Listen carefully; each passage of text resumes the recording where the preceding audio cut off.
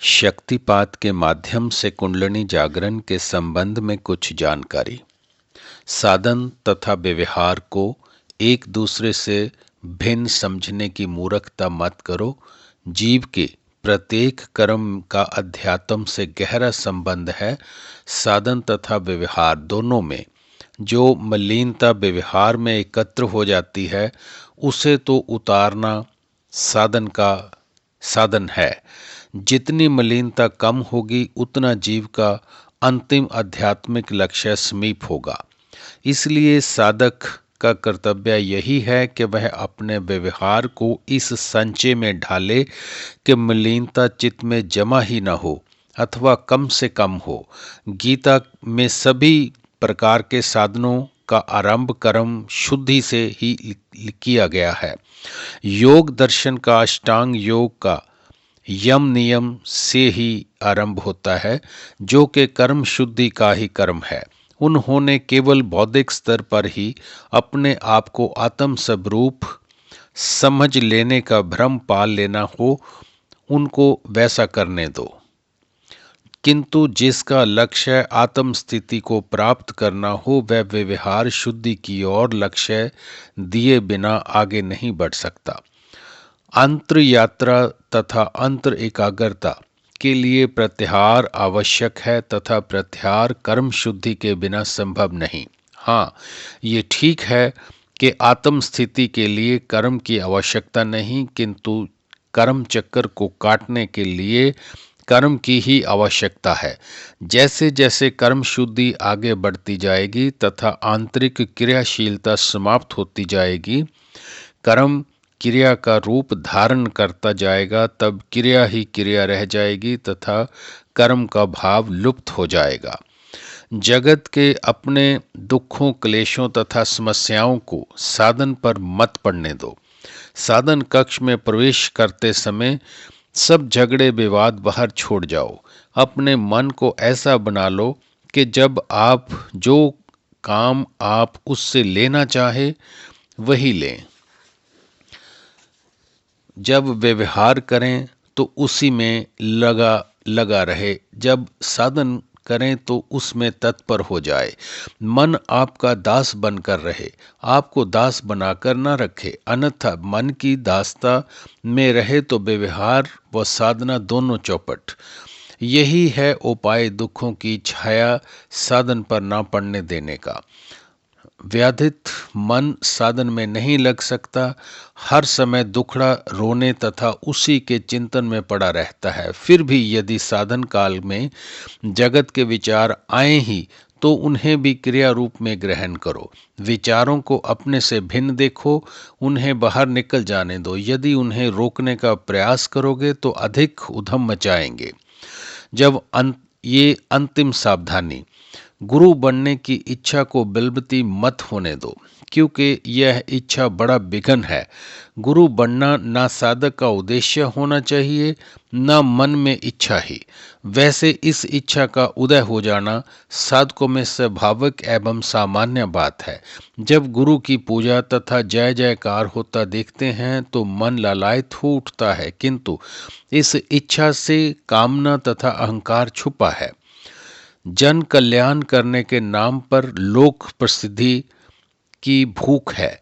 यह अपने अहंकार को बढ़ावा देने के अतिरिक्त कुछ नहीं। अहंकार बलवान हुआ कि अनेकों विकार सर उठा लेते हैं। जो उसके अधिकारी हैं उन्हीं को इसे करने दो। जो अहंकार रहित होकर उसे करने में समर्थ हैं, वही अधिकारी हैं। जो गुरु कार्य को भी गुरु सेवा ही समझते हैं तथा बड़ा महात्मा कहलाने की वासना से दूर है, वही अधिकारी है।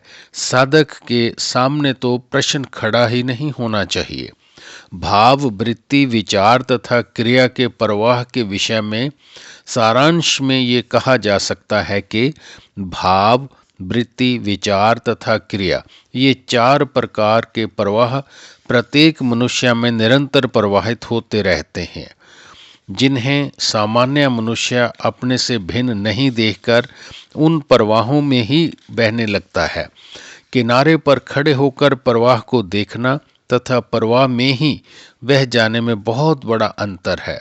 बाह्य जगत भी एक प्रवाह है, शक्ति का प्रवाह, माया का प्रवाह। जो उसे किनारे खड़े होकर उससे हटकर उसे देखते हैं, उनके लिए ये शक्ति की आनंददायिनी लीला हो जाती है, किंतु जो स्वयं भी इसमें प्रवाहित हो जाते हैं, उनके लिए यह दुखदायिनी माया का रूप धार लेती है। किंतु जगत के प्रवाह से दूर रहकर उसे देखने का कर्म बाहर से नहीं, अंतर से आरंभ होता है। मनुष्य जब अपने अंतर प्रवाहों में डूब जाता है, एक हो जाता है, उनके साथ प्रवाहित होने लगता है, तभी बाह्य प्रवाह के साथ भी प्रवाहित हो जाता है। उस प्रकार अंतर बाहर चैतन्य की विद्यमानता होते ही दोनों जगह जड़ तत्व भाषित होने लगता है। जो बाहर चेतन की सर्वव्यापकता अनुभव करने के लिए सर्वप्रथम अंतर में उसका प्रत्यक्ष होना आवश्यक है। प्रथम अंतर में किनारे होकर अलग प्रवाह को अनुभव करना अति आवश्यक है। वह कार्य तो शक्ति की अंतर्मुखी जागृति एवं क्रियाशीलता अनुभव होने पर तत्काल संपन्न हो जाता है। भाव, विचार, क्रिया तथा वृत्तियों की भिन्नता का अनुभव होने लगता है। अब तक कर्ता बना बैठा अहम दृष्टा होकर रह जाता है, किंतु बाहर फिर भी माया ही भाषित होती रहती है। शक्ति जागृति उस अनुभव रूपी लक्ष्य की ओर केवल प्रथम पग है। जगत पूर्व अनुभूति स्मृति का अनंत भंडार अभी भी संस्कारों के रूप में अंतर्विद्यमान होता है। अंतर का पृथकता के अनुभव के पश्चात भी जगत के संपर्क में आते ही पूर्व स्मृतियां जागृत हो उठती हैं तथा जगत माया रूप प्रतीत होने लगता है। जब तक इन पूर्व स्मृतियों तथा उनके कारण चित्त में उदय होने वाले भावों तथा वासनाओं का समूह नाश नहीं होकर चित्त रूपी नेत्रों पर से माया का चश्मा नहीं उतर जाएगा, तब तक सर्वत्र माया है या अविद्या का ही प्रसार रहेगा। ये कार्य भी जागृत शक्ति द्वारा ही संपन्न हो सकता है। जीव तो अहंकार में ऐसा डूबा है कि वह पवित्रतम कार्य उस अपवित्रतम अहंकार से हो पाना संभव ही नहीं। कोई पवित्र तत्व अपवित्रता का नाश करने में समर्थ हो सकता है। इसलिए साधक का यही कर्तव्य होता है कि शक्ति को उसका शुद्धिकरण का कार्य करने दो। अहंकार की टांग न अड़ाएं, दृष्टा होकर बना बैठा रहें। शक्ति का जीव पर कितना बड़ा उपकार है कि असंभव प्राय कार्य को सुगमता पूर्वक कर देती है। जीव से केवल एक ही बात अपेक्षित है, शक्ति के प्रति समर्पण।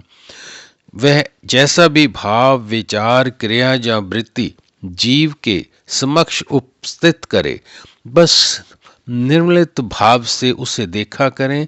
जिस प्रकार सिनेमा की फिल्म समाप्त हो जाने पर खेल अपने आप समाप्त हो जाता है, उसी प्रकार संस्कार तथा वासनाओं की समाप्ति हो जाने पर अंतर प्रवाह भी बंद हो जाएगा तथा माया रूपी चश्मा चित्त रूपी नेत्रों में से उतर जाएगा। वह बाहर भी कहीं माया दिखाई न देगी। सर्वत्र अंतर बाहर चेतन ही चेतन अनुभव होगा। यही साधन है। भक्ति हो अथवा योग या ज्ञान, जब तक अभ्यास चलता है, अंतर अवलोकन आरंभ नहीं होता। अभ्यास अंतर स्मृतियों के संचय का ही कारण बनता है। शक्ति जागृति के पश्चात जब अंतर्मुखी प्रवाह आरंभ होता है, तभी संस्कार बाहर आते हैं। प्रवाह बाहर तो संस्कार अंदर, प्रवाह अंदर तो संस्कार बाहर। यही साधन है। जय गुरुदेव।